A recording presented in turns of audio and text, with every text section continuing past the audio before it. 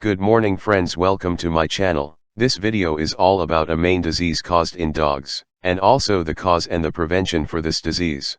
If you leave your dogs untreated, they will surely die, which will be unbearable for the owner. So let's continue with the topic.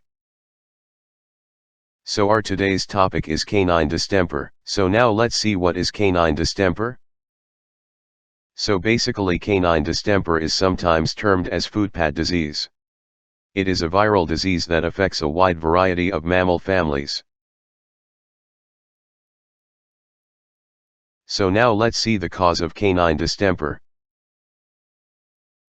Canine distemper is caused by the paramyxovirus. Animals get infected from contact with infected urine, blood, saliva, or respiratory droplets of an infected animal. Transmission usually happens through droplets. It can be spread through coughing and sneezing or contaminated food and water bowls. Canine distemper virus is a highly contagious, often fatal viral disease that affects the respiratory, gastrointestinal, GI, and nervous system of dogs in all life stages. So now the next question is, are puppies more prone to canine distemper? And the answer is no. Age does not increase or decrease the risk of contracting distemper in dogs. Any dog that has not completed a core series of the DHPP vaccine, distemper adenovirus 2, parainfluenza, and parvovirus vaccine, administered by a veterinarian is at risk. So the next question in your mind will be, can humans get distemper? So the answer for this question is, at this time, there is no evidence that humans can get canine distemper. However, distemper can be spread through contact with some wildlife and also from other infected animals. Ferrets are also at risk for contracting the distemper virus and should be vaccinated if housed with or near dogs. So the next question is, what are the signs of distemper in dogs and puppies?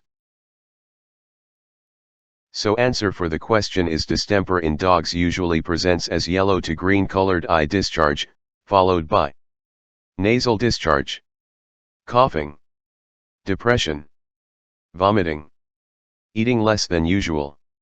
Some dogs only appear to have a minor cold with eye and nasal discharge, while others begin to have tremors, difficulty swallowing, or partial seizures. As the disease progresses, dogs can develop. As the disease progresses, dogs can develop chronic generalized tremors, seizures, pneumonia, crusting of the nose and footpads, severe vomiting, diarrhea, death, in many cases. Can a dog recover from distemper? Answer for it is, dogs can live once infected with distemper, but they will usually develop lifelong debilitating nervous system issues. Adult dogs are more likely to survive infection than puppies. The disease tends to be fatal in puppies, as they are more susceptible to viral diseases. Distemper can cause long-lasting seizures and chronic severe pneumonia that is very painful and difficult to manage, even with medical supportive care. The disease can shed in dogs for up to 6 months, which makes isolation difficult and increases the likelihood for infectious spread. Many dogs that actively shed the virus show clinical signs of neurologic, respiratory, and GI disease. A few dogs may not show any clinical signs, but they can still continue to shed the virus for up to 6 months. Distemper treatment for dogs and puppies.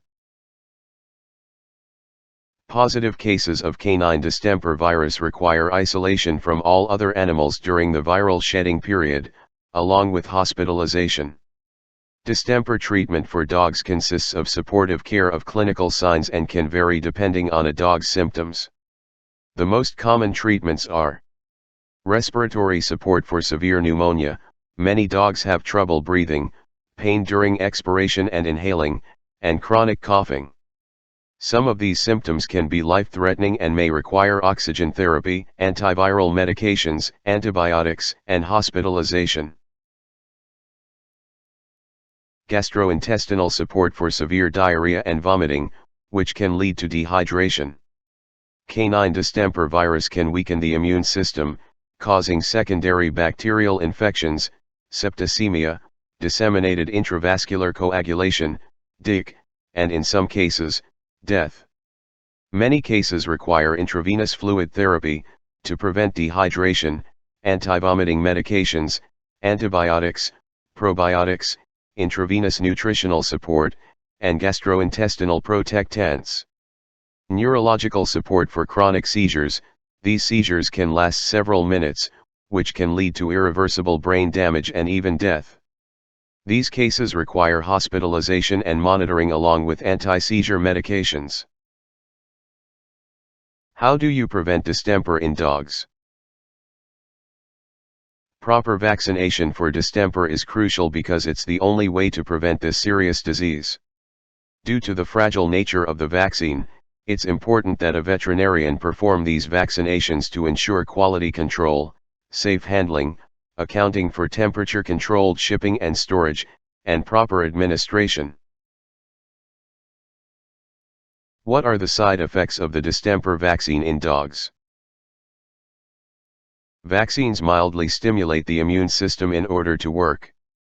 The majority of dogs show no side effects from vaccination, but possible side effects of the distemper shot in dogs could range from soreness to mild fever. In some cases, allergic reactions, facial swelling, vomiting, diarrhea, loss of appetite, and fever, can occur.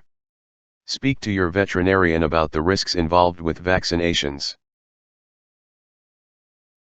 Here is how does an infected dog look like.